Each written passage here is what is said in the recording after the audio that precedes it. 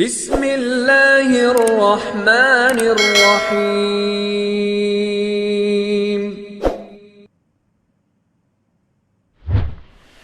نحمده ونصلي ونسلم على رسوله الكريم اما بعد فاعوذ بالله السميع العليم من الشيطان الرجيم بسم الله الرحمن الرحيم وسيجنبها الأتقى الذي يؤتي ماله يتزكى وما لأحد عنده من نعمة تجزى إلا ابتغاء وجه ربه الأعلى ولسوف يرضى آمنت بالله صدق الله مولانا العظيم وبلغنا رسوله النبي الكريم الأمين المكين ونحن على ذلك لمن الشاهدين والشاكرين والحمد لله رب العالمين إن الله وملائكته يصلون على النبي يا أيها الذين آمنوا صلوا عليه وسلموا تسليما الصلاة والسلام عليك يا سيدي يا رسول الله الصلاة والسلام عليك يا سيدي يا حبيب الله الصلاة والسلام عليك يا سيدي يا شفيع المذنبين وعلى آلك وأصحابك يا سيدي يا رحمة للعالمين۔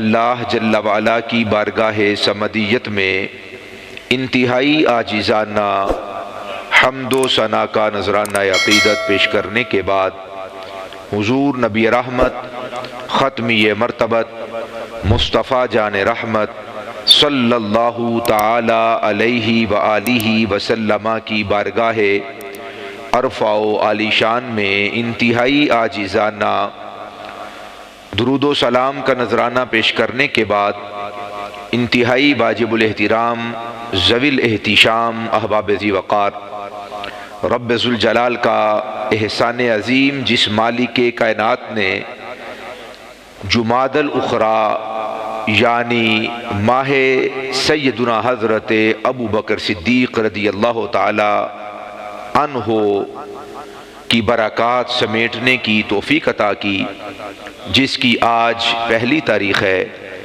خلاق لم یزل اس ماہ مقدس کے توسل و تصدق سے ہمیں ساری زندگی حضرت سیدنا صدیق اکبر رضی اللہ تعالی عنہ کی سیرت پر چلنے کی توفیق نصیب فرمائے۔ سیدنا حضرت ابو بکر صدیق رضی اللہ تعالی عنہ کی صحابیت قطعی صحابیت ہے، یعنی آپ کی صحابیت کا ذکر رب ذوالجلال نے قرآن مجید برہان رشید میں ارشاد فرمایا ہے۔ جو شخص آپ کی صحابیت کا انکار کرے اور آپ رضی اللہ تعالی عنہ کو مسلمان تسلیم کرے لیکن آپ کی صحابیت کا انکار کرے تو وہ بندہ بھی دائرہ اسلام سے خارج ہے۔ حضرت صدیق اکبر رضی اللہ تعالی عنہ وہ عظیم ہستی ہیں کہ معاذ اللہ اگر کوئی آپ کی طرف نفاق کی نسبت کرے یعنی آپ کو معاذ اللہ منافق کہے وہ شخص بھی دائرہ اسلام سے خارج ہے۔ آپ رضی اللہ تعالی عنہ کا ایمان انبیاء کرام، مرسلین عظام اور وہ ملائکہ جن کو رسول ہونے کا اعزاز حاصل ہے ان کے بعد سب سے اعظم ایمان حضرت سیدنا ابو بکر صدیق رضی اللہ تعالی عنہ کو نصیب ہوا ہے۔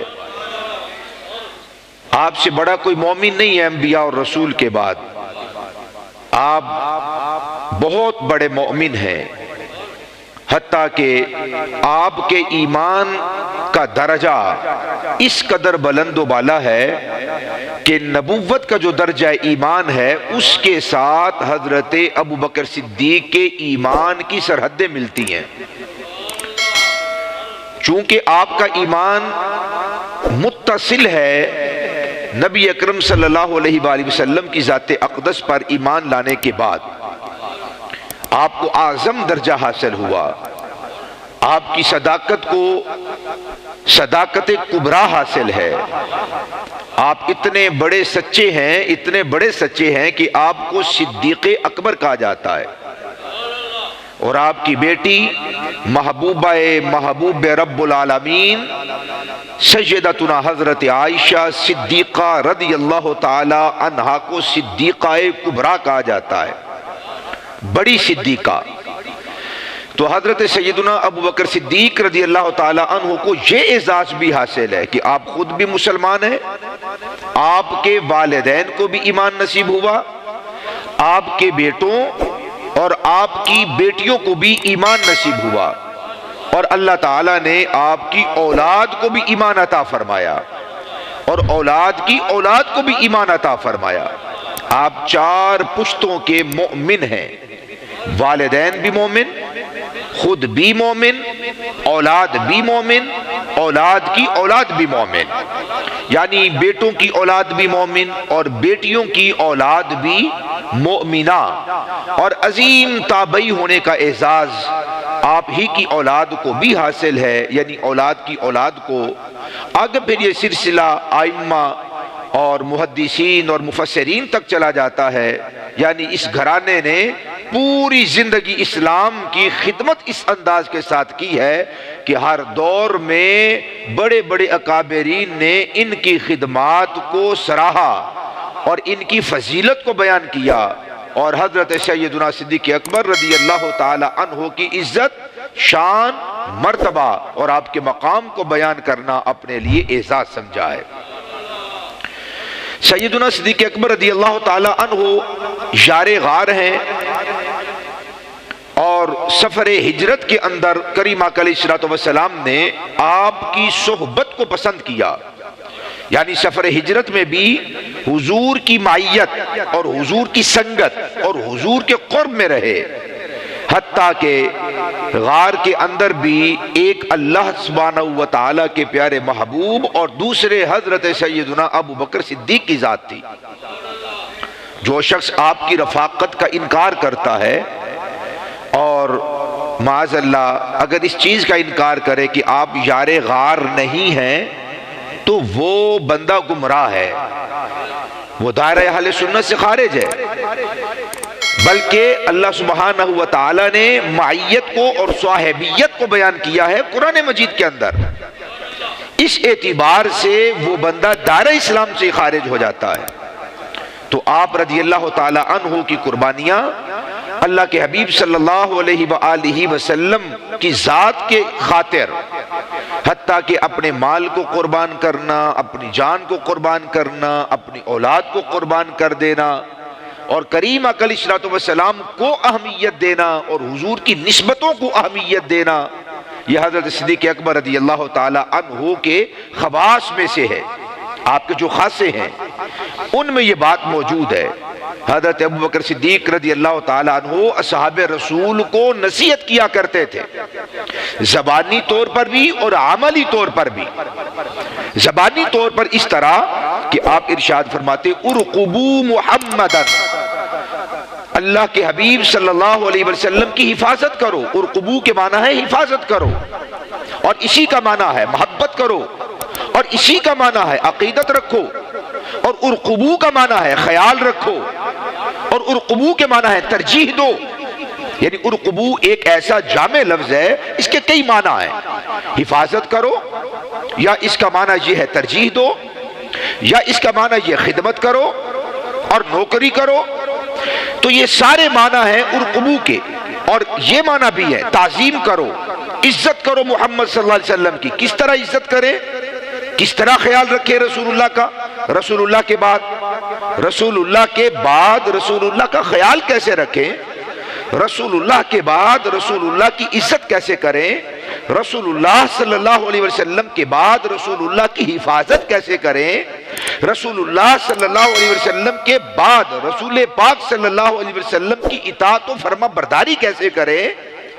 تو حضرت ابوبکر صدیق رضی اللہ تعالیٰ عنہ فرمایا کرتے تھے کہ مصطفیٰ جان رحمت صلی اللہ علیہ وسلم کی اولاد کی حفاظت کر کے رسول اللہ کی حفاظت کرو، رسول اللہ کی اولاد کی عزت کر کے رسول اللہ کی عزت کرو، رسول اللہ کی اولاد کی حفاظت کر کے رسول اللہ کی حفاظت کرو، رسول اللہ کی اولاد سے پیار کر کے رسول اللہ سے پیار کرو، اور رسول اللہ کی اولاد کی اطاعت اور فرما برداری کر کے اور خدمت کر کے رسول اللہ کی اطاعت، فرما برداری اور حضور کی نوکری کرو۔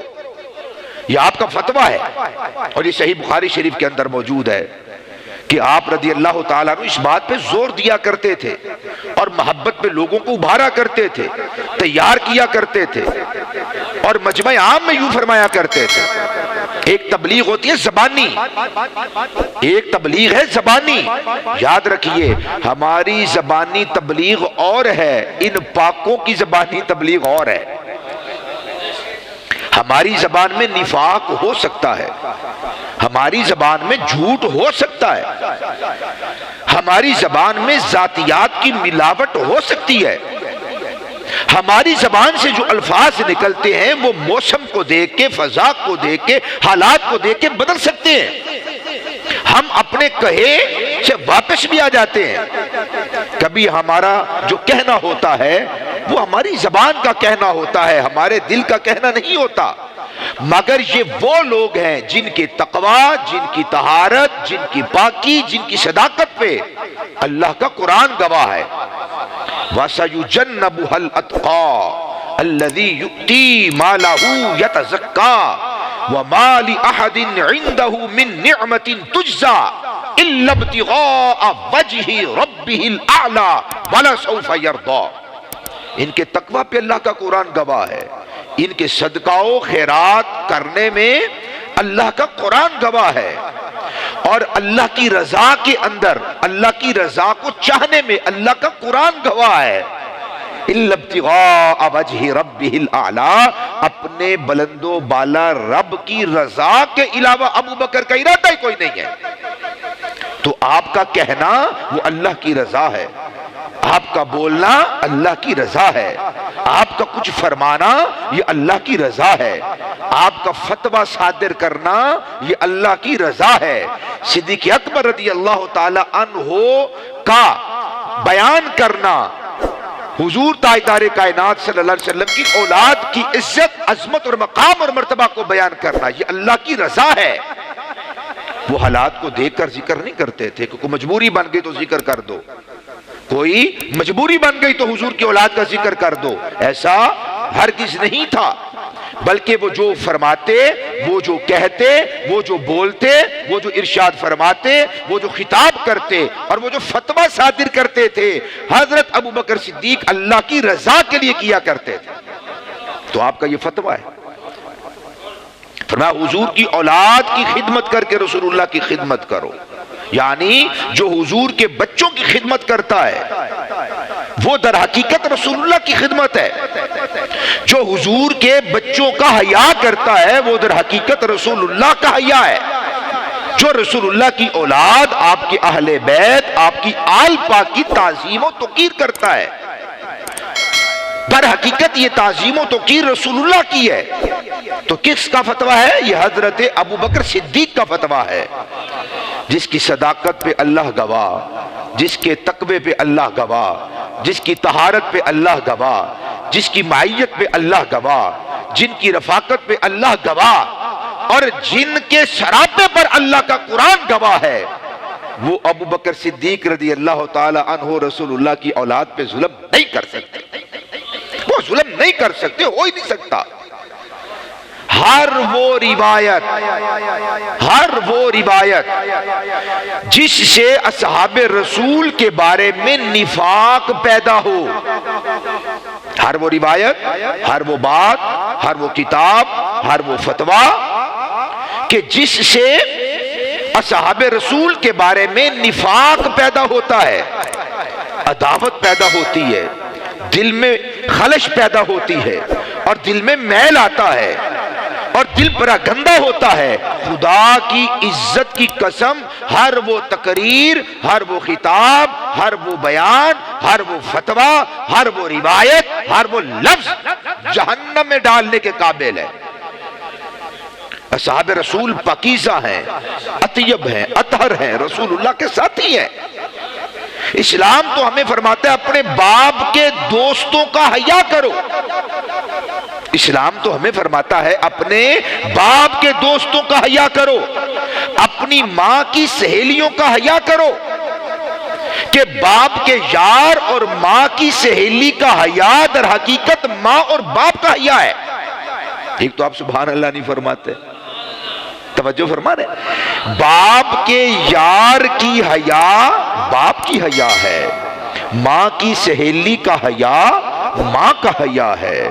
باپ کے یار کی عزت کرنا، اکرام کرنا، احترام کرنا، تعظیم کرنا، یہ باپ کی تعظیم ہے، باپ کی اطاعت ہے، باپ کی فرما برداری ہے، یہ باپ کا حیا ہے۔ یہ اسلام تو ہمیں ہمارے ماں باپ کے ساتھ تعلق رکھنے والے، خونی نہیں، دور کا کوئی تعلق، محض چند لمحوں کی کوئی رفاقت، چند سیکنڈ کی کوئی جو رفاقت ہے، توجہ ہے، اور چند لمحوں کی جو رقابت ہے، اسلام تو ان رشتہ داروں، وہ جو دور کے رشتہ دار، چند لمحوں کے جو رشتہ دار، پھر وہ بھی ماں باپ کے رشتہ دار، یہ نہیں کہ ماں باپ فوت ہو گئے، مٹی میں چلے گئے تو کہانی ختم ہے، کہانی چل رہی ہے۔ وہ ماں باپ کا کوئی یار ہوگا، کوئی سہیلی ہوگی ماں کی، پھر آگے ان کی کوئی اولاد ہوگی، تو ان کا حیا، ان کی اطاعت، ان کی فرمانبرداری، ان کی خدمت ماں اور باپ کی خدمت ہے، ماں باپ کا حیا ہے۔ تو مجھے بتائیے، ماں اور باپ کے دوست اور ماں کی سہیلیوں کا حیا اسلام میں ہے تو رسول اللہ کے جو دوست ہیں، جو رسول اللہ کے دوست ہیں، پھر وہ دوست کے جنہوں نے تن من دھن قربان کر دیا، اپنی عزتوں کی پرواہ نہیں کی، حضور کے سامنے سینہ سپر رہے، اپنی کائنات کو قربان کرنا پڑا، اپنے ہاتھوں سے اپنی کائنات کو کاٹنا پڑا تو کاٹ ڈالا۔ چند لمحوں کی رفاقت ہو ہمارے ماں باپ سے کسی کو تو اس کا حیا ہے۔ تو جنہوں نے تن وار دیا، جنہوں نے من وار دیا، جنہوں نے دھن وار دیا، جنہوں نے کائنات وار دی مصطفیٰ پر، تو مصطفیٰ کے اصحاب کا حیا نہ کیا جائے۔ اسلام میں ماں باپ کے جو عزیز و قارب و رشتہ دار ہیں ان کا بھی حیا ہے۔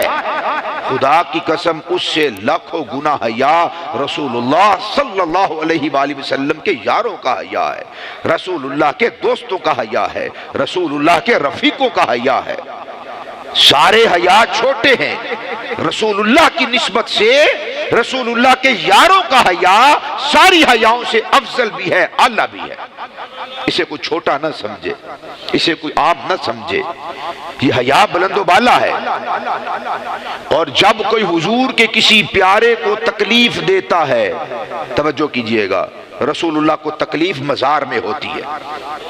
آپ سوچیں گے اس پر مولانا کیا دلیل ہے کہ آج اگر کوئی ایذا دے، اگر آج کوئی اذیت دے، اگر آج کوئی حضور کے یاروں کے بارے میں عجیب و غریب بات کہے یا بات کرے یا بات سنے اور پھر سن کے مست رہے، چپ رہے، تو حضور کو اذیت ہوتی ہے، تکلیف ہوتی ہے، اس کی کیا دلیل کیا ہے؟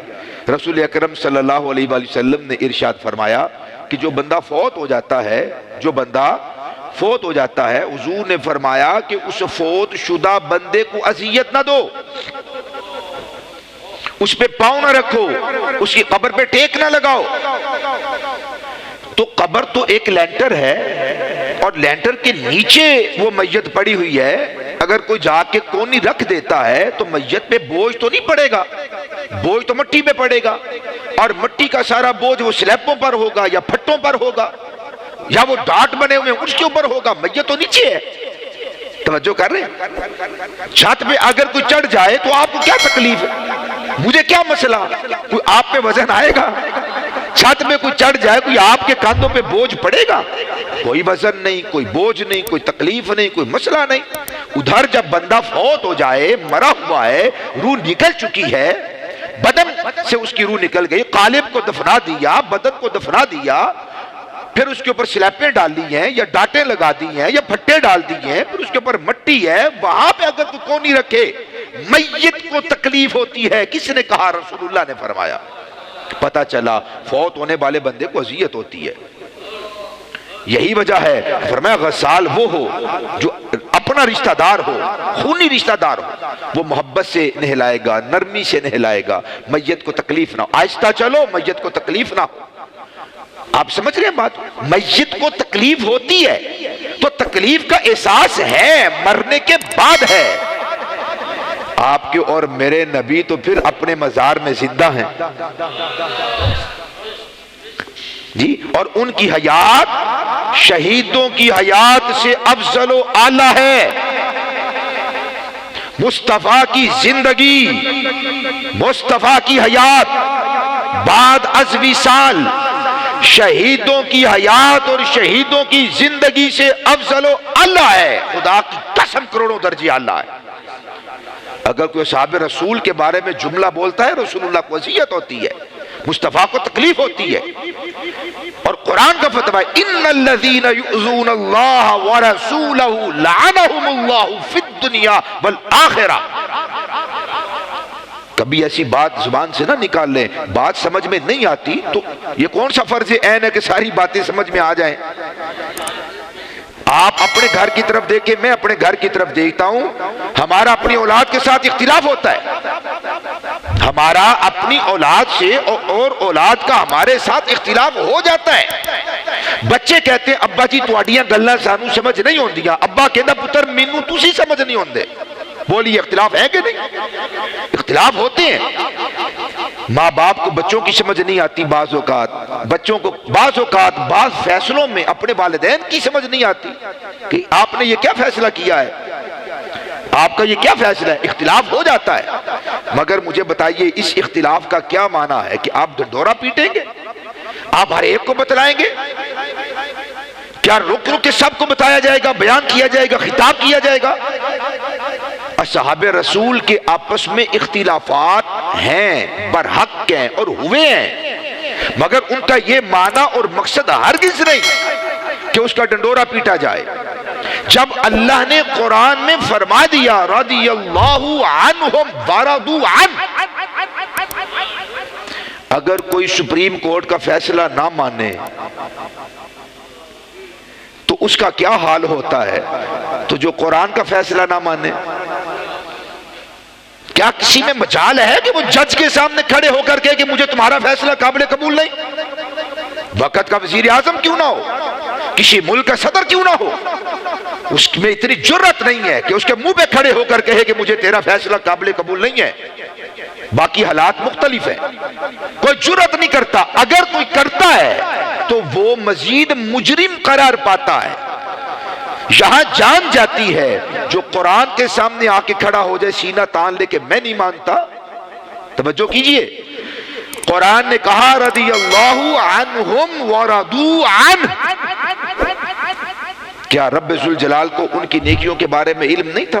کیا رب ذوالجلال کو یہ معلوم نہیں تھا کہ قرآن اتر جائے گا، مکمل ہو جائے گا، معاذ اللہ ثم معاذ اللہ بعد میں یہ بدل جائیں گے؟ اللہ کے بندو، اگر کسی صحابی کو کسی نے چھیڑا تو تمہارا قرآن صحیح سلامت نہیں رہے گا۔ توجہ ہے؟ اعتراض آئے گا کہ نہیں آئے گا؟ معاذ اللہ کو پھر پتہ ہی نہیں تھا، اللہ نے پہلے کہہ دیا رضی اللہ عنہ ورضوا عنہ، یہ اللہ سے راضی ہیں، اللہ ان سب سے راضی ہے، اور بعد میں دیکھو صحابہ نے کیا کیا۔ جس پہ صحابیت کا اطلاق ہوتا ہے خدا کی عزت کی قسم وہ قطعی جنتی ہے، جس پہ صحابیت کا اطلاق ہوتا ہے۔ ہاں بہت سارے وہ لوگ تھے کہ جنہوں نے حضور کی ذات پہ ایمان لے کر آئے، کلمہ پڑھا، ہاتھ پہ ہاتھ دیا، بیعت کر لی، حضور کے پیچھے نمازیں پڑھی، بعد میں دائرہ اسلام سے خارج ہو کر مرتد ہو گئے۔ ایسے لوگ تھے، حضور کے ہاتھ پہ ہاتھ دینے والے، کلمہ پڑھنے والے، مسلمان ہونے والے، حضور کے پیچھے نمازیں پڑھنے والے تھے ایسے لوگ، مگر جب رسول اللہ صلی اللہ علیہ وسلم کا وصال باکمال ہوا تو وہ لوگ دائرہ اسلام سے نکل گئے، وہ دائرہ اسلام سے نکل گئے، مرتد ہو گئے۔ اسلام سے نکل گئے، جب مرتد ہو گئے تو اب وہ صحابی نہ رہے۔ صحابی کس کو کہتے ہیں؟ حالت ایمان میں رسول اللہ صلی اللہ علیہ وسلم کا دیدار کرے، زیارت کرے، اور پھر اسی دیدار کی لذتوں میں بندے کا وصال ہو جائے، اسی ایمان پر وصال ہو، اسی ایمان پر وصال ہو۔ جس ایمان میں اس نے ایمان کی حالت میں رسول اللہ کو دیکھا، دیدار کیا، زیارت کی، اسی لذت میں، اسی کیفیت میں، اسی ایمان والے دیدار کی حالت میں سال بعد، 2 سال بعد، 20 سال بعد، 50 سال بعد، 100 سال کے بعد اگر اس کا وصال ہوا تو وہ صحابی رسول ہے۔ اور جو دائرہ اسلام سے نکل گئے، خارج ہو گئے، پھر گئے، مڑ گئے، انکار کر دیا، تو وہ صحابی نہ رہے۔ جب وہ صحابی نہ رہے تو اب یہ کہنا کہ انہوں نے رسول اللہ کے ہاتھ میں ہاتھ دے کر بیعت کی تھی، اب وہ بھی صحابی ہیں، وہ صحابی نہیں ہے۔ دیکھیے میں آپ کو مسئلہ سمجھاتا ہوں۔ ایک بچہ اسکول میں داخل ہو، اس کی 1 سال، 2 سال، 4 سال، 5 سال، 10 سال اس کی حاضری لگتی رہے، توجہ ہے، 10واں سال مکمل ہونے سے ایک دن پہلے وہ خارج ہو جائے، چھوڑ جائے اسکول، بولیے خارج ہوگا کہ نہیں ہوگا؟ 2، 4، 5 سال، 10 سال وہ رہا، پڑھتا رہا، مگر جب وہ خارج ہوا، جب وہ نکل گیا، جب اسکول کو چھوڑ دیا، تو وہ اسٹوڈنٹ تھا، وہ طالب العلم تھا، ہے نا؟ توجہ ہے نہیں؟ تو وہ صحابہ تھے جب رسول اللہ کے ہاتھ پہ ہاتھ دے کے بیعت کی، مگر جب انہوں نے اس بیعت کو توڑ دیا، اب وہ صحابی نہ رہے۔ وہ مرتد ہو جائیں، وہ جہنم میں جائیں، وہ جہاں مرضی جائیں، وہ صحابی ہے ہی نہیں۔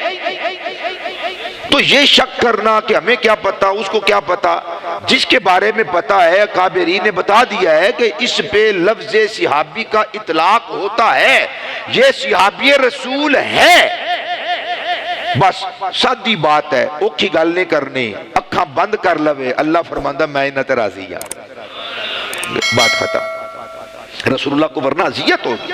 صحابہ کے بارے میں اگر کوئی بونکتا ہے اور بلا تبصرہ اگر کوئی بات کرتا ہے، اور یہ بات اور یہ مسئلہ بھی یاد رکھیں، اگر کوئی شخص اپنی گفتگو میں، تقریر میں، خطاب میں، جلسے میں، پوری کانفرنس کے اندر اہل بیت کا ذکر کرتا ہے، توجہ، ایک مرتبہ بھی کسی صحابی رسول کا ذکر نہیں کرتا، بس اہل بیت ہی کا ذکر کرتا ہے، اولاد رسول ہی کا ذکر کرتا ہے، آل پاک ہی کا ذکر کرتا ہے، کسی صحابی کا ذکر نہیں کرتا، تو کوئی مسئلہ نہیں، بالکل جائز ہے۔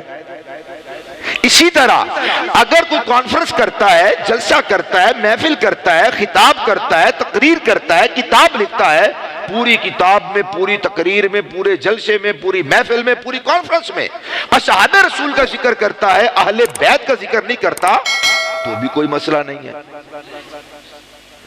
اگر کوئی پہلے اصحاب رسول کا ذکر کرتا ہے، تیسری صورت، اور بعد میں اہل بیت کا ذکر کرتا ہے، اللہ کی عزت و جلال کی قسم پھر بھی کوئی مسئلہ نہیں۔ اگر کوئی پہلے اہل بیت کا ذکر کرے، اولاد رسول کا ذکر کرے، آل رسول کا ذکر کرے، دوسرے نمبر پہ، تیسرے پہ، چوتھے، 5ویں نمبر پہ اصحاب رسول کا ذکر کرے، بعد میں ذکر کرے، تو بھی کوئی مسئلہ نہیں۔ یہ ساری صورتیں، سارے انداز رسول اللہ کی احادیث سے ثابت ہے۔ کبھی مصطفیٰ نے صرف صحابہ کا ذکر کیا، صحیح، اہل بیت کا ذکر نہیں فرمایا۔ کبھی مصطفیٰ نے فقط مہاجرین کا ذکر کیا، اوروں کا ذکر نہیں کیا۔ کبھی حضور نے فقط انصار کا ذکر کیا، اوروں کا ذکر نہیں کیا۔ کبھی مصطفیٰ جان رحمت صلی اللہ علیہ وسلم نے بدریوں کا ذکر کیا، کبھی احد والوں کا ذکر کیا، کبھی تبوک والوں کا ذکر کیا، کبھی خندق والوں کا ذکر کیا، اوروں کا ذکر نہیں کیا۔ کبھی اصحاب بیت رضوان والوں کا ذکر کیا، اوروں کا ذکر نہیں کیا، تو کیا ہوا بھائی؟ کیا مسئلہ اس کے اندر؟ کبھی فقط ابو بکر کا ذکر کیا، اوروں کا کیا ہی نہیں۔ کبھی عمر پاک کا کیا، اوروں کا کیا ہی نہیں۔ کبھی عثمان پاک کا کیا، اوروں کا کیا ہی نہیں۔ کبھی علی پاک کا ذکر کیا، اوروں کا کیا ہی نہیں، تو کیا مسئلہ ہے اس کے اندر؟ ثابت میں یہ کرنا چاہتا ہوں کہ جب اہل بیت کا ذکر کرے اور صحابہ کا ذکر نہ کیا جائے تو ایک طبقہ اٹھتا ہے، وہ کہتے ہیں جی یہ سارے ناسبی ہو گئے، یہ خارجی ہو گئے۔ یہ خاص اصطلاحات ہے، میں نے اس میں نہیں آپ کو الجھانا، مطلب یہ بدعقیدہ ہو گیا، یہ بدعقیدہ ہو گیا، اس کی نمازیں قبول نہیں، اس کے روزے قبول نہیں۔ جی کیا وجہ ہے کہ اس نے فقط اہل بیت کا ذکر کیا ہے، یہ رافضی ہوگا، یہ فلاں ہوگا، یہ فلاں ہوگا؟ نہیں، یہ رافضیت نہیں ہے۔ اگر کوئی بندہ اصحاب رسول کا ذکر کرتا ہے، دوسرا طبقہ اٹھتا ہے، کہتے ہیں جی یہ تو ناسبی ہے۔ کیوں کس وجہ سے ناسبی ہے؟ کہ اس نے ساری تقریر صحابہ کے بارے میں کی، اہل بیت کا نام ہی نہیں لیا۔ یہ کوئی ناسبیت نہیں ہے، اس کو خارجیت نہیں کہتے، اس کو ناسبیت نہیں کہتے۔ آج سب سے بڑا مسئلہ اہل سنت کے افتراق کا،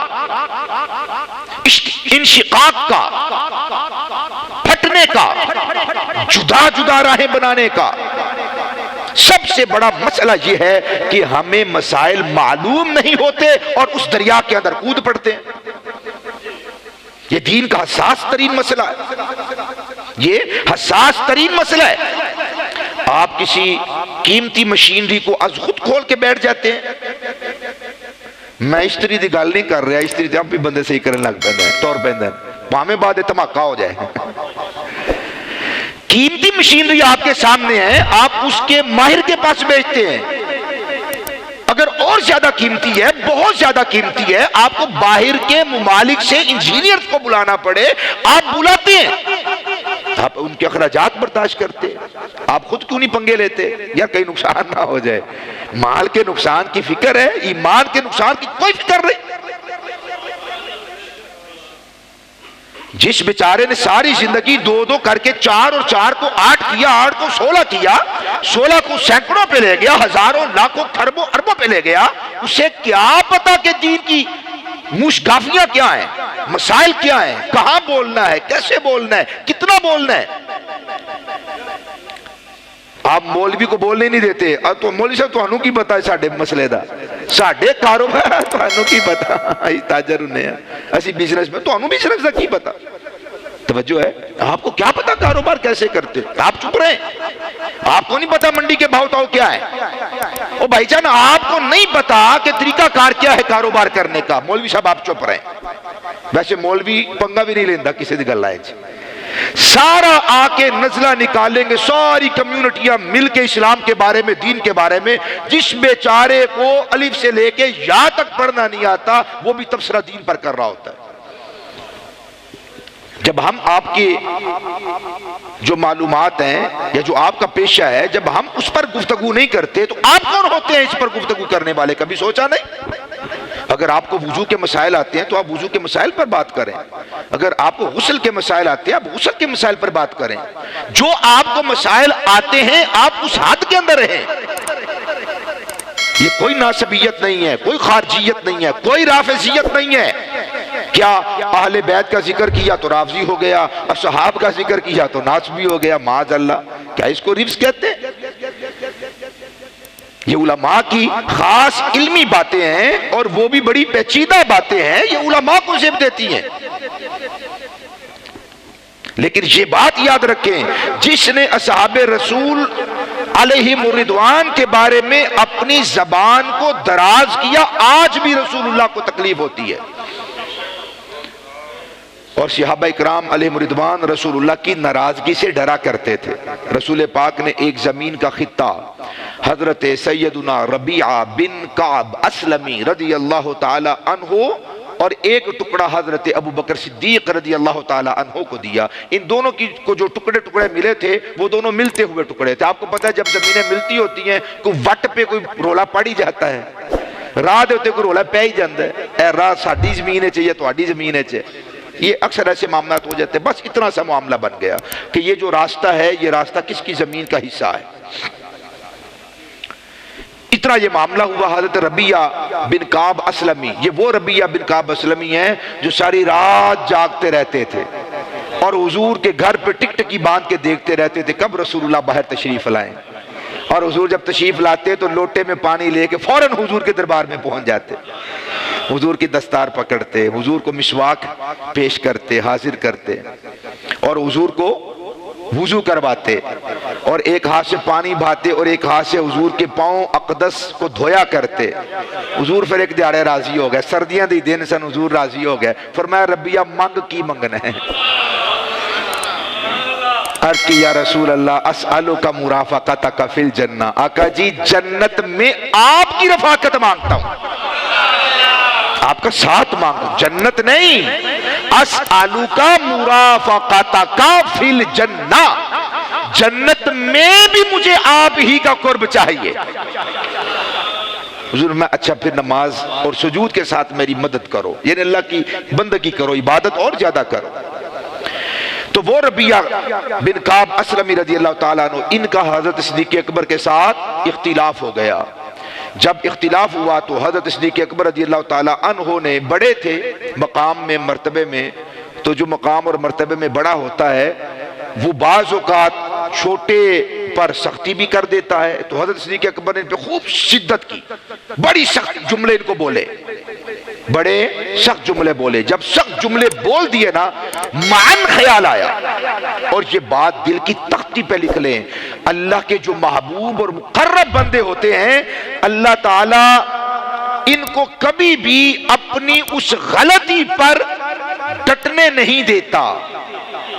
ہاں, اس غلطی پہ ان کو قائم نہیں رہنے دیتا, فوراً اللہ ان کو توبہ اور رجوع کی توفیق عطا کر دیتا. سختی صدیق اکبر سے ہو گئی, سخت جملے انہوں نے بولے, شدت انہوں نے کی. اب میں برا بھلا کا لفظ نہیں بول سکتا, جو آپ نے فرمانا تھا سو فرما دیا. ربیہ بن کعب اسلمی حضرت صدیق اکبر کا مقام جانتے تھے. لوگ کہتے ہیں غصے میں مینوں نہیں پتا لگدا, میں بھول جانا غصے سب کچھ, چھوٹے بڑے دا حیا میری اکھاں چ نہیں رہندا. میں کہ بھائی جی غصے ویلے ہی حیا کرنا سب تو بڑا حیا ہے. غصہ آیا ہو, زیادتی بھی سامنے والے کی ہو, اور آپ غصہ کرنے پر قادر ہو, آپ بدلہ لینے پر قادر ہو, آپ انتقام لینے پر قادر ہو, مگر اس وقت آپ بڑا سمجھ کے حیا کر جائیں, بدلہ نہ لیں, انتقام نہ لیں, اس کو مرد صالح کہا جاتا ہے, اس کو مردانگی کہا جاتا ہے. ربیہ بن کعب اسلمی چپ کر کے ان کی باتیں سنتے رہے. جب آپ باتیں کہہ کے چپ ہو گئے تو صدیق اکبر رضی اللہ تعالیٰ نے فوراً ان سے کہا ربیہ تجھے خدا کا واسطہ مجھے معاف کر دے, مجھ سے سختی ہو گئی, مجھ سے سختی ہو گئی ربیہ, مجھے معاف کر دے, مجھ سے غلطی صادر ہو گئی, تجھے خدا کا واسطہ مجھے معاف کر دے, یا مجھ سے قصاص لے لے. انہوں نے کہا کہ میں آپ سے قصاص نہیں لوں گا. مجھ سے قصاص لے لو, مجھ سے بدلہ لے لو, جو میں نے تمہیں کہا وہ تم بھی مجھے کہہ لو, یہ بدلہ ہے, یہ قصاص ہے. کہا نہیں, میں آپ سے قصاص نہیں لے سکتا, مجھے پتا ہے آپ کون ہیں, مجھے پتا ہے آپ کی رفاقت کس کے ساتھ, آپ کی نسبت کس کے ساتھ ہے.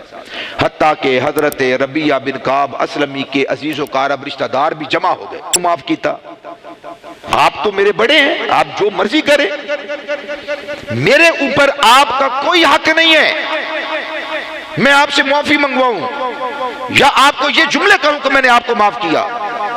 لیکن ادھر رسالت مآب صلی اللہ علیہ وسلم قول, اے ربیہ کہو کیا غفر اللہ لک یا ابا بکر, اے ابو بکر اللہ آپ کی بخشی فرمائے, اللہ آپ کو معاف کرے. حضرت ربیہ نے یہ جملہ کہا, فواللہ ابو بکر وہو یبکی, حضرت ابو بکر صدیق وہاں سے پھر چلے گئے, پھر بھی روتے رہے کہ میں نے جملہ کیوں کہا. اس میں ایک خلق کی بات ہے, ایک اچھی بات ہے. پہلی بات تو یہ کہ جب کسی پر زیادتی ہو جائے, یہ کوئی بڑی بات نہیں ہے, بندے زیادتیاں کر جاتے ہیں, وہ بھولنا نہیں چاہیے, زیادتی کر کے بھولنا نہیں چاہیے, ورنہ وہ دل پہ سیاہ نقطہ بن جاتا ہے, اور وہ سیاہ نقطہ پھیلتے پھیلتے پورے دل کو سیاہ کر دیتا ہے. اسے یاد رکھیں, اور بڑے مجمع میں اتنا حوصلہ اور اتنے جذبات اور اتنی قدرت اپنے اندر پیدا کریں کہ آپ سامنے ہاتھ جوڑ کے کھڑے ہو جائیں, اور بھائی مجھ سے غلطی ہو گئی, مجھے معاف کرو. مگر اس وقت ہمارے آڑے کیا چیزیں آتی ہیں, یہ داڑھی آڑے آتی ہے, یہ ممبر آڑے آ جاتا ہے. میں ممبر پہ بیٹھنے والا, امامت کرنے والا, میں خطیب, میں امام, میں مقتدی کو کیسے کہوں چاچا جی مجھے معاف کر دو, بابا جی مجھے معاف کر دو, بھائی جان مجھے معاف کر دو. اب بات سوچتا ہے میں ابا لگا, میں کی معافی مانگوں, اب अम्मा भी कहते अच्छा फिर असीं घट किसी कोलों नहीं ते पुत्र और औलाद फिर कहते ठीक है जे तुहानू साडी कोई परवाह नहीं ते सानू भी तुहाडी कोई परवाह नहीं। ये आलम है, ये कैफियत होगी माशअल्लाह। बड़ा है, छोटा है, जवान है, बूढ़ा है, बच्चा है, जो समझदार है अपने अंदर ये हौसला पैदा कर, ये अल्लाह को बड़ा पसंद है। फरमाया जो किसी अल्लाह सुब्हानहू व तआला के लिए जो आजिज़ी हो इनकिसारी इख्तियार करता है, अल्लाह ताला उस बंदे को और ज्यादा बुलंद व बाला कर देता है। सिद्दीक़ अकबर ने उनसे माफी मांगी, पहले कहा किसास ले लो, बदला ले लो, जो मैंने आपको कहा है वो आप मुझे कह दो, ये नहीं कहना तो अच्छा फिर मुझे माफ कर दो। जब उसे याद रखें और बड़े मजमे में इतना हौसला और इतने जज्बात और इतनी कुदरत अपने अंदर पैदा करें कि आप सामने हाथ जोड़ के खड़े हो जाएं और भाई मुझसे गलती हो गई, मुझे माफ करो। मगर उस वक्त हमारे आड़े क्या चीजें आती हैं, ये दाढ़ी आड़े आती है, ये मिंबर आड़े आ जाता है। मैं मिंबर पे बैठने वाला, इमामत करने वाला, मैं खतीब, मैं इमाम, मैं मुक्तदी को कैसे कहूं चाचा जी मुझे माफ कर दो, बाबा जी मुझे माफ कर दो, भाईजान मुझे माफ कर दो। अब्बा सोचता मैं अब्बा लगा, मैं की माफी मांगू। अम्मा भी कहते अच्छा फिर असीं घट किसी कोलों नहीं ते पुत्र और औलाद फिर कहते ठीक है जे तुहानू साडी कोई परवाह नहीं ते सानू भी तुहाडी कोई परवाह नहीं। ये आलम है, ये कैफियत होगी माशअल्लाह। बड़ा है, छोटा है, जवान है, बूढ़ा है, बच्चा है, जो समझदार है अपने अंदर ये हौसला पैदा कर, ये अल्लाह को बड़ा पसंद है। फरमाया जो किसी अल्लाह सुब्हानहू व तआला के लिए जो आजिज़ी हो इनकिसारी इख्तियार करता है, अल्लाह ताला उस बंदे को और ज्यादा बुलंद व बाला कर देता है। सिद्दीक़ अकबर ने उनसे माफी मांगी, पहले कहा किसास ले लो, बदला ले लो, जो मैंने आपको कहा है वो आप मुझे कह दो, ये नहीं कहना तो अच्छा फिर मुझे माफ कर दो। जब तक मुआफ न किया हजरत अबू बकर सिद्दीक रज़ी अल्लाह ताला अन्हु तरला करते रहे, मिन्नत करते रहे, बड़े होकर, मर्तबे वाले होकर। ऐसे मर्तबे नहीं मिलते और यही वजह है अल्लाह वसयुजन्नबु हल अत्का, अल्लाह ने दूर कर दिया है उस बंदे को जहन्नम से जो सबसे बड़ा मुत्तकी है, जो सबसे बड़ा परहेजगार है। कितना बुलंद और बाला ये आपका मकाम और मर्तबा है। हजरत अबू सईद खुदरी फरमाते हैं इन्ना अहल दरजातिल उला लयराहुम मन तहतहुम, जब जन्नती जन्नत में चले जाएंगे ऊपर दर्जे वाले, तवज्जो भाई, ऊपर दर्जे वाले नीचे झांक कर देखेंगे, नीचे दर्जे वालों जी तवज्जो नहीं की थी, सारे जन्नते बढ़ गए ने। मैं क्या वो बंदा बढ़ जाए जिन्हों रसूलुल्लाह दी इज्जत हजम नहीं हुंदी। अभी हशर बर्पा नहीं हुआ, अभी हशर का मैदान नहीं सजा, अभी हिसाब किताब नहीं हुआ, अभी तोल नहीं हुए, अभी नामा आमाल दाएं या बाएं हाथ में नहीं दिए गए, अभी जन्नत में लोगों को दाखिल नहीं किया। फिर वो जन्नत 7 आसमानों से भी ऊपर है, वो 7 आसमानों से भी ऊपर है। फिर उसकी दीवारें जन्नत की इतनी मोटी दीवारें कि अगर कोई उसकी चौड़ाई में 500 साल अरबियुन नस्ल घोड़ा दौड़ाता रहे, न रुके न थके न अके, उसकी चौड़ाई खत्म ना हो। इतने मोटे दरवाजे, इतनी मोटी दीवारें, 7 आसमानों से ऊपर। फिर माशर अभी बर्पा होना है, नामा आमाल अभी हाथ में दिया जाना है, फिर कहीं जन्नत में जाना है, फिर ऊपर वालों ने नीचे वालों को यूं झांक कर देखना है। अल्लाह की इज्जत की कसम जो होने वाला है, अल्लाह के हबीब ने सब कुछ इरशाद फरमा दिया है। हुजूर फरमाते हैं, हज़रत अबू सईद खुदरी से रिवायत है, इन्ना अहल दरजातिल उला लयराहुम मन तहतहुम, जो ऊपर दर्जे वाले होंगे वो नीचे वालों को ऐसे झांक कर देखेंगे। कमा तरौन नज्म तालिया, कमा तरौन नज्म तालिया फिल उफुक मिन आफाकिस समा, जिस तरह निचले दर्जे वाले फिर ऊपर करके बड़े दर्जे वालों को देखते हैं, आप फरमाते हैं कि जिस तरह तुम यहां जमीन पे रह के चांद को देखते हो जो आसमानों में किसी एक दूध है, जैसे तुम ऐसे करके देखते हो और वो तुम्हें देखता है, जन्नती आपस में एक दूसरे को यूं देखेंगे। وَأَبُو بَكْرٍ وَعُمَرَ مِنْهُمْ، اور وہ جو اوپر والے درجوں میں ہوں گے، نیچے والے یوں ان کو حسرت کے ساتھ. چاند پہ جانے کی انسان کو آج بھی حسرت ہے، اربوں کھربوں ڈالر انہوں نے ضائع کر دی. چاند پہ جانے کی خواہش ہے. جو وہاں نہیں جا سکتے تھے ہمارے سادے بندے، وہ اپنے دابڑے میں پانی ڈال کے چاند کو اتار لیتے تھے. نہیں سمجھ نہیں آئی. تسی کروڑا روپیے لا کے گئے ہو، اے چند نے جڑا ساڈے محبوب دے قدماں دے وچ آیا ہے. ایسے جیسے دیکھنا ابو بکر و عمر ان بڑے درجے کے اندر ہیں کہ بڑے بڑے درجات والے یوں ان کو ٹکٹکی باندھ کر حسرت کے ساتھ ان کو دیکھتے ہوں گے. وَأَنْعَمَا، اور فرماتے ہیں کہ وہ کیا ہے، خوب درجے کے اندر، خوب مزے کے اندر ہوں گے. اتنا اونچا ان کا درجہ ہے، اتنا اونچا ان کا درجہ ہے. رسول پاک نے ایک دن فرمایا کہ حضرت جبریل میرے پاس آئے تھے اور مجھے جنت کا وہ خاص دروازہ دکھلایا، جنت کا وہ خاص دروازہ دکھلایا، جنت کے جس خاص دروازے سے میری بس امت گزرے گی، اور کوئی وہاں اس دروازے سے نہیں گزرے گا، بس میری امت وہاں سے گزرے گی، میرے غلام وہاں سے گزریں گے. جبریل آئے، میرا ہاتھ پکڑا اور مجھے جنت کا وہ دروازہ دکھایا جہاں سے میری امت داخل ہوگی.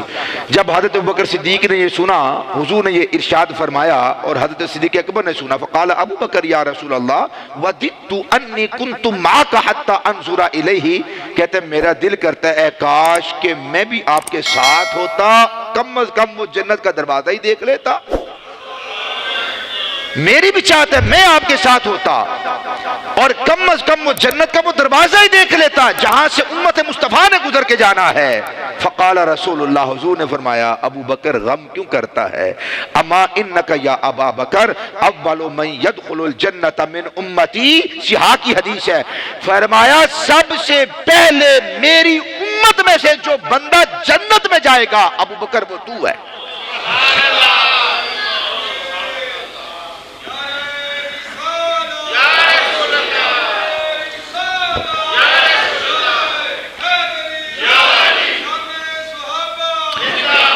ابن عمر رضی اللہ تعالیٰ عنہ کہتے ہیں رسول اللہ صلی اللہ علیہ وسلم نے فرمایا، قال علی ابی بکر، حضور نے حضرت ابو بکر سے فرمایا، انت صاحبی علی الحوض، فرمایا ابو بکر صرف تو دنیا میں ہی میرا دوست نہیں ہے، حوض کوثر پر بھی تو میرا دوست ہے. یاد رکھیے گا حوض کوثر پہ حضور کے دربار میں آنے والے دو طرح کے لوگ ہوں گے. نمبر ایک طرح کے لوگ آئیں گے، رسول اللہ ان کا استقبال کریں گے، ان کا اعزاز، ان کا اکرام، ان کا احترام کیا جائے گا اور حضور ان کو جام پلائیں گے. ایک تو وہ لوگ ہیں، اور دوسرے وہ لوگ ہیں حوض کوثر پر آئیں گے مگر ان کو دھتکار دیا جائے گا. یہ وہی لوگ ہوں گے جنہوں نے کلمہ تو پڑھا تھا مگر بعد میں مرتد ہو گئے، اور رسول اللہ صلی اللہ علیہ وسلم نے ان میں سے کسی ایک کے بارے میں بھی جنت کی گارنٹی اور ضمانت نہیں دی تھی. وہ بعد میں مرتد ہوئے، دائرہ اسلام سے خارج ہو گئے. اب وہ صحابی نہ رہے، صحابی تھے، رہے نہیں. جب صحابی رہے ہی نہیں تو وہ صحابی نہیں ہوئے، وہ صحابی ہی نہ ہوئے. تو غیر صحابی تو جہنم میں جا سکتا ہے، خدا کی قسم ہے مصطفیٰ کا کوئی صحابی ایک لمحے کے لیے بھی جہنم میں نہیں جا سکتا، بلکہ بعد میں آنے والے لوگوں کو اللہ نے عزت دی ہے. وَإِن مِّنكُمْ إِلَّا وَارِدُهَا كَانَ عَلَىٰ رَبِّكَ حَتْمًا مَقْضِيًّا، ہر ایک کو جہنم سے گزرنا ہے. جب بندہ مومن آپ اور میں گزریں گے نا، توجہ بھائی، جہنم ہاتھ باندھ کے بندہ مومن سے کہے گا، جہنم ہاتھ باندھ کے، ہاتھ جوڑ کے کہے گا، او بندہ مومن رسول اللہ کے غلام، خدا کا واسطہ جلدی گزر جا،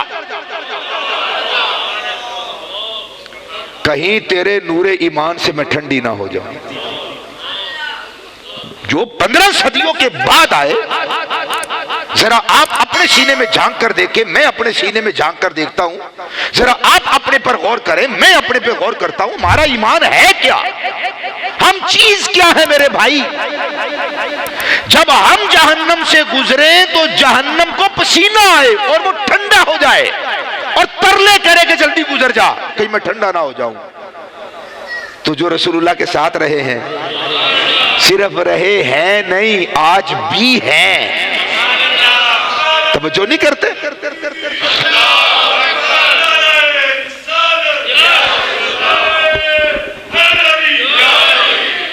فرمایا انت صاحبی علی الحوض، حوض کوثر پہ تم میرے صاحب ہو، وصاحبی فی الغار، اور تم غار میں بھی میرے ساتھی ہو۔ کیا مطلب یہ علماء نے بیان کیا کہ ساتھی تو سارے تھے حضور کے، حضرت عمر بھی تھے، حضرت عثمان بھی تھے، حضرت علی المرتضیٰ بھی تھے، جن کو حضور اپنے بستر پر لٹا کر چلے گئے تھے، توجہ ہے، ساتھ ابو بکر کو لے کر گئے ہیں۔ صاحب تو سارے تھے مگر وہ خاص صاحب تھے، یار تو ہمارے بہت ہیں مگر اس مجلس کے ہم ایک دوسرے کے مصاحب ہیں، ایک دوسرے کے ساتھی ہیں۔ دل تے ہاتھ رکھو تو سوچو، اے والا یارانہ بہتر ہے یا بار والا یارانہ بہتر ہے؟ یہاں جو تقوی کا مرکز ہے، یہاں پہ جو جمع ہوتے ہیں کم از کم 2 گھنٹے کے لیے، یہ مصاحبت ہی کوئی نہیں، یہ یارانہ ہی کوئی نہیں۔ آپ پورا گھنٹہ مجھے دیکھتے رہتے ہیں، میں آپ کو دیکھتا رہتا ہوں، آپ مجھے سنتے رہتے ہیں، میں آپ کو سنتا رہتا ہوں۔ اگر یہ دوستانہ نہیں ہے، یہ یارانہ نہیں ہے، یہ کوئی تعلق نہیں ہے، رب کعبہ کی قسم پھر کوئی یارانہ ہے ہی۔ یہ یارانہ افضل، یہ یارانہ اعلیٰ، یہ یارانہ بلند و بالا۔ اور یار جو میری زیارت کرے میں آپ کی زیارت کروں، او دے ورگا کوئی نہیں تے جڑا بددعا دے چہرے دی زیارت کرے۔ سوچا کریں چھوٹی چھوٹی بات۔ آخری بات عرض کرتا ہوں، حضور نے فرمایا ان رسول اللہ رأى ابا بکر و عمر، حضور نے ابو بکر و عمر کو دیکھا، فقال، فرمایا ھذان السمع والبصر، ابو بکر و عمر کو دیکھ کے فرمایا یہ دونوں کان ہیں اور یہ دونوں آنکھیں ہیں، بس اتنا کہا، ھذان السمع والبصر، یہ دونوں کان ہیں، کان، اور یہ دونوں آنکھیں ہیں۔ اب علماء نے اس پر کتابوں پر کتابیں لکھی، کان کس کے ہیں، آنکھیں کس کی ہیں؟ کان کس کے ہیں، آنکھیں کس کی ہیں؟ یہ محبت کا اعلیٰ درجہ ہوتا ہے۔ آپ نہیں کہتے میرا دل دیا ٹکڑا اور تو تے میری آنکھیں ہیں۔ یہ محبت کا اعلیٰ درجہ جب ہوتا ہے تو پھر اپنے اعضاء میں سے کسی عضو کی طرف اپنے یار اور اپنے محبوب کی نسبت کی جاتی ہے۔ وہ میرا دل دیا ٹکڑیا، تو میرا چین ہے، تو میرا دل ہے، تو میرے دل دا پھل ہے، تو میرے دل دا قرار ہے، سکون ہے، تو میری آنکھیں ہیں۔ سرکار دو عالم موج میں آ کر میں ھذان السمع والبصر، فرمایا ابو بکر اور عمر یہ دونوں کان بھی ہیں اور آنکھیں بھی ہیں۔ کس کے کان ہیں، کس کی آنکھیں ہیں؟ پہلی بات یہ بتائی کہ یہ اسلام کے دونوں کان ہیں، اسلام کی دونوں آنکھیں ہیں۔ کیا مطلب؟ اس کا اسلام بہرا ہے، اس کا اسلام اندھا ہے۔ بندہ بہرا بھی ہو، اندھا بھی ہو، ڈرائیونگ کرے گا نہیں کرے گا تو ضرور اس کے ابے کو بھی کرنی پڑے گی۔ ہم جب آ گئے ہیں تو اس راستے پہ چلنا تو پڑے گا نا، زندگی تو گزارنی پڑے گی نا میرے بھائی۔ تو اگر اندھا اور بہرا ڈرائیونگ سیٹ پہ بیٹھ جائے، مرے گا نہیں تو کیا کرے گا؟ نہ دیکھ سکے گا، نہ سن سکے گا، خود بھی مرے گا، اوروں کو بھی مارے گا۔ علماء نے کہا جس کے دل میں حب ابی بکر نہیں اور جس کے دل میں حب عمر فاروق نہیں، اس کا اسلام اندھا ہے، اس کا اسلام بہر ہے۔ تو بہر اسلام والا اور اندھے اسلام والا خود بھی مرے گا، اوروں کو بھی مارے گا۔ آخری بات، بہت ساری تفسیریں کیا علماء نے، ٹائم نہیں ہے، میں دوسری وجہ بیان کر دوں۔ حضور نے فرمایا ھذان السمع والبصر، ابو بکر آنکھیں ہیں، ابو بکر کان ہیں، عمر آنکھیں اور کان ہیں، دونوں کو کہا یہ دونوں کان ہیں اور آنکھیں ہیں۔ کس کی؟ علماء نے فرمایا اس کا مطلب تھا ابو بکر و عمر مجھ مصطفیٰ کی آنکھیں ہیں، ابو بکر و عمر میرے مجھ مصطفیٰ کے کان ہیں۔ کیا مطلب؟ فرمایا جو یہ سنتے ہیں وہ میں سنتا ہوں، جو یہ دیکھتے ہیں مجھے وہ دیکھنا پسند ہے۔ انسان سن کے کسی کی تعریف کو پسند کرتا ہے یا نفرت کرتا ہے، توجہ ہے؟ تو جس نے ابو بکر صدیق کو سنائی، جس نے فاروق اعظم کو سنائی، معاذ اللہ اس نے رسول اللہ کو سنائی۔ جس نے ابو بکر و عمر کو اپنے تیور دکھائے، آنکھیں نکال لی، چودھری بنا ان کے سامنے، معاذ اللہ ثم معاذ اللہ، اس کا معنی یہ ہے اس نے تیور رسول اللہ کو دکھایا۔ یہ وہ ذوات ہیں، یہ وہ نفوس قدسیہ ہیں، یہ وہ عالی مرتبت اسلام کے ہیرو ہیں۔ دلائل، کتابیں، تقریریں جو ان کی نفرت دل میں ڈالیں، نفاق پیدا کریں، خدا کی قسم وہ آگ میں جلانے کے قابل۔ آپ کا خادم ہونے کی حیثیت سے آپ سارے لوگ مل کے اس مسجد کی ادارے کی خدمت کرتے ہیں اور ادارہ ہماری خدمت کرتا ہے۔ اس کا مطلب ہے کہ آپ کے خون پسینہ بہتا ہے تو یہ ادارے چلتے ہیں، یہ ادارے چلتے ہیں تو ہم یہاں پر بیٹھے ہوئے ہیں۔ ہے توجہ؟ پھر ہماری ذمہ داری ہے کہ آپ لوگوں کی حفاظت کریں۔ نہ مجھے کسی کی پرواہ ہے، نہ مجھے کسی کا ڈر ہے، نہ میں کسی کو خوش کرنے کے لیے تقریریں کرتا ہوں۔ میری طرف سے بھاڑ میں جائے وہ بندہ جو زیادہ چودھری بنا پھرتا ہے۔ یہ اسلام خدا کی عزت کی قسم کسی کے باپ کا ورثہ نہیں ہے، اس کی ذمہ داری ہمیں دی گئی ہے۔ اگر میں آپ کو حق بات نہیں بتاؤں گا، یعنی ہوتا ہے نا پتہ نہیں ڈر کے تقریر کی تھی شہباد بارے، ان کا جو شان بیان کیا پتہ نہیں کوئی ڈر کے کیا، مجھے کسی کا کوئی ڈر ور نہیں ہے۔ ہمیں ڈر اللہ کا ہے، ہمیں ڈر رسول اللہ کا ہے۔ تو میں آپ کو گاہے گاہے ترلا کرتا ہوں، منت کرتا ہوں، سماجت کرتا ہوں، ہاتھ جوڑتا ہوں، اپنے دین کی فکر کرنا، اپنے ایمان کی فکر کرنا، اپنے اخلاق کی فکر کرنا۔ ایک ادھر سے سنی، ایک ادھر، وہ بولتا بڑا ودیا ہے، اس کے فالورز بہت زیادہ ہیں، اے جناب ہم باہر لگا دیے۔ مداری تو میرے بھائی باندر والا بلگا لیتا ہے۔ لوگ جمع کرنا کیا، اسلام پر کون جمع ہوتا ہے؟ لگاؤ باہر مداری، اللہ نہ کرے یہیں سے اٹھ کے لوگ باہر بھاگ جائیں گے اور باہر مداری لگی ہوئی ہے۔ کس کو پرواہ ہے آج اپنے دین اور اپنے ایمان اور اخلاق کی؟ سو یہ بات ذہن میں رکھیں، یہ میری ذمہ داری ہے۔ ساری باتیں، ساری تبلیغ اور تقریریں اور ساری کتابیں اور دلائل میں ایک نشست میں بیان تو نہیں کر سکتا، لیکن اتنا ضرور کہوں گا، اصحاب رسول اور اہل بیت اطہار رضوان اللہ تعالی علیہم اجمعین رسول اللہ کے پیارے ہیں۔ اصحاب کی محبت میں خدا کا واسطہ ہے، آل رسول کا دامن نہ چھوڑنا۔ آل رسول کی محبت میں اصحاب رسول کا دامن نہ چھوڑنا۔ وہ محبت ہی نہیں ہے جو ایک کو دوسرے سے جدا کر دے، محبت وہ ہے جو دونوں کو جمع کر۔ اللہ ہمارے ایمان، ہمارے دین، ہمارے اخلاق کی حفاظت فرمائے۔